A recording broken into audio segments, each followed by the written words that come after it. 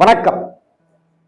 என் குருநாதர் எழுத்து சித்தர் பாலகுமாரன் சார் அவர்களை மனதார வணங்கிவிட்டு உங்களுடன் பேசத் தொடங்குகிறேன்.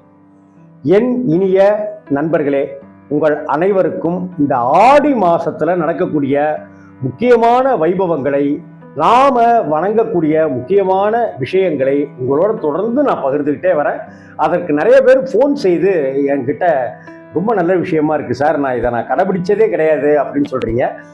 நாங்க கடைபிடிச்சிட்டு இருக்கிற ஒரு விஷயத்த ரொம்ப அழகா சொல்றீங்க அப்படின்னும் நிறைய பேர் சொன்னீங்க. குறிப்பா அந்த காவிரி டெல்டா பகுதியிலிருந்து இந்த விஷயத்துக்கு நிறைய ஆதரவு தந்துட்டு இருக்கீங்க.